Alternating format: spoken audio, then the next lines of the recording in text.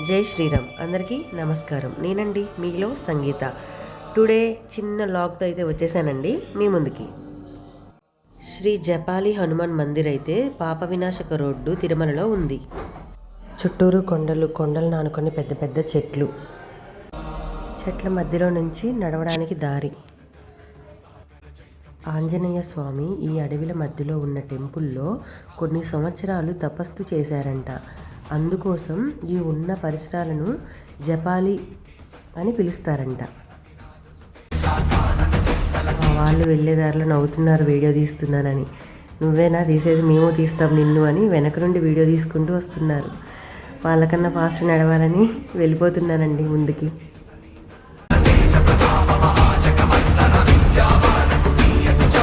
కనపడుతుంది కదండి, అక్కడే ఉంది జపాలి ఆలయం. చాలా మెట్లయితే ఉన్నాయి.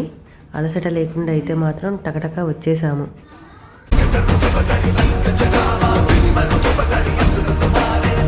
అమ్మయ్య, హెట్టకేలకైతే వచ్చేసాం. జపాలి స్వాగతం.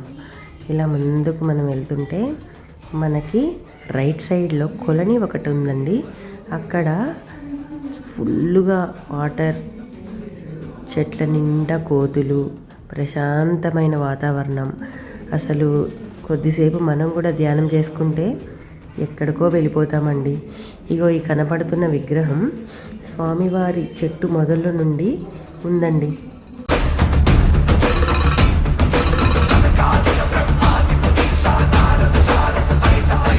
స్వామివారికి హారతి టైం అవుతుందని గుడి తలుపులు వేశారండి. అందరూ భక్తులు గుడి ముందు అయితే కూర్చొని ఉన్నారు. మేము ప్రదక్షిణం చేసుకుంటూ లోపలికైతే వెళ్ళిపోతున్నాము.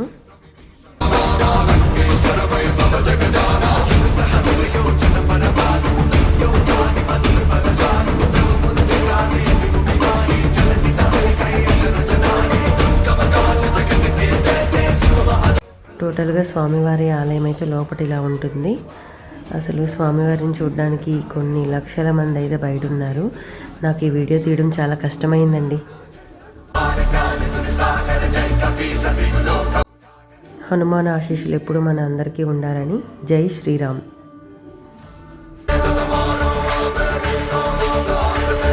మా లీడర్స్ అండి, హస్బెండ్ అండ్ వైఫ్ మమ్మల్ని దగ్గరుండి చక్కగా చూసుకున్నారు. వాళ్ళ బ్లెస్సింగ్ కూడా ఇచ్చారు నాకు. అందరికీ నమస్కారం అండి.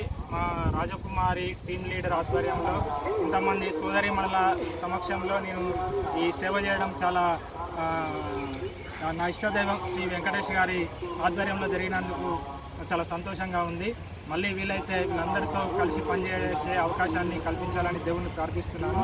థ్యాంక్ యూ అని అన్నారు. అందరికీ నమస్కారం. గోవింద, మీరందరూ నా టీంలో ఉన్నందుకు చాలా సంతోషంగా ఉంది. ఎవరి వల్ల కూడా నాకు ఎలాంటి ఇబ్బంది కలగలేదు. నేను ఫస్ట్ టైం టీం లీడర్లో వచ్చాను. ఇక్కడ నాకు చాలా భయం వేసింది, ఎన్ని ఇబ్బందులు పడతానో అనుకున్నాను. కానీ స్వామి దయ వల్ల నాకు ఎలాంటి ఇబ్బంది కలగలేదు. అందరూ చాలా బాగా చేశారు. అసలు నాకు వెళ్ళాలని కూడా అనిపించలేదు. అక్క చాలా ఎమోషనల్ అయిపోయారు. మమ్మల్ని అందరినీ ఎంతో చక్కగా చూసుకున్నారు. మేమైతే ఒక్కొక్కరం అక్క వాళ్ళకి థ్యాంక్ యూ చెప్పుకుంటూ మంచి రివ్యూ ఇచ్చాను ఫ్రెండ్స్. అందరిది అంటే లాగ్ పెద్దగా అయిపోద్దని పెట్టలేకపోయాను. మేము ఉన్నది 1 వీకే కానీ అందరం ఫ్యామిలీ మెంబర్స్ కన్నా ఎక్కువ కలిసిపోయాము. అందుకే మాకు చాలా బాధగా ఉంది. తిరుగు ప్రయాణం అయితే సమయం వేలైంది. నాకైతే కనెక్ట్ అయిన సంధ్య గారు, కైతమ్మ అయితే నాకు అసలు నాతో పాటు చిలిపిగా జోక్స్ వేసుకుంటూ అసలు చాలా బాగున్నారు. నేను మాత్రం ఈ ట్రిప్లో మర్చిపోలేని పర్సన్స్ అయితే వీళ్ళిద్దరే. కావాలనే ఇక్కడ ఖాళీగా ఉంది రా అని పిలిచి మరీ చికా చేశాను. అసలు కైతమ్మ నన్ను కొట్టేటట్టు చూస్తుంది. అసలు ఈ వీడియో చేస్తూ కూడా నవ్వొచ్చేస్తుంది నాకు. ఇక ఈ 1 వీక్ నిద్ర లేక జర్నీలో ఇబ్బందిగా కూర్చొని కూడా నిద్రపోయారు. అసలు ఎందుకు తీసావు సంగీత వీడియో అనుకుంటూ నన్ను అన్నారు. మీరు కూడా పడుకోండి, నేను వీడియో తీస్తాను కావాలని. అసలు ఈ జర్నీ మాత్రం అసలు చాలా హ్యాపీగా ఉంది. మర్చిపోలేని జర్నీ అంటే ఫ్యామిలీ మెంబర్స్ని వదిలిపెట్టి కూడా అసలు ఇంత హ్యాపీగా ఉంటామని ఎప్పుడూ అనుకోలేదు. విజయవాడ అయితే వచ్చేసింది.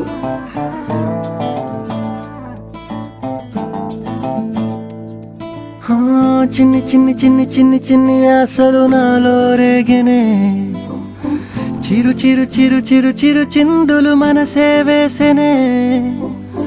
చిటి చిటి చిటి చిటి చిటి ఊహలు ఎదలో ఊగెనే. ఏం చేయను సంధ్య గారు అయితే దూరం నుండి దుర్గమ్మని బాగా మొక్కేస్తున్నారు. అమ్మవారి గుడి ఇటు ఉంటే అటు మొక్కుతున్నారు. నేను చెప్పాక అమ్మవారిని చూస్తున్నారు. కైతమ్మ తక్కువ, కైతమ్మ కూడా నా వీడియో కూడా తీ అని చెప్పి మా కేశ కూడా వీడియో తీసేసుకుంది. లాస్ట్ పిక్ అని చెప్పి ఒక పిక్ అయితే తీసేసానండి. తుది వరకు నీతోనే ఇంటికి వెళ్ళిపోయే క్షణం వరకు చిన్నపిల్లలాగా ఆడుకుంటున్నాం. ఇక్కడ నడుస్తున్న కేతు అసలు ఎక్సలైటర్ ఎక్కడం రాదంట. మమ్మల్ని అసలు ఎందుకు తీసుకొచ్చావు నన్ను అని మమ్మల్ని మింగేటట్టు చూస్తుంది. చూడండి అసలు మస్తు నవ్వినా నేనైతే. ఎక్కడం రావట్లేదు పాపం. సంధ్య గారు వెళ్ళిపోతున్నారు.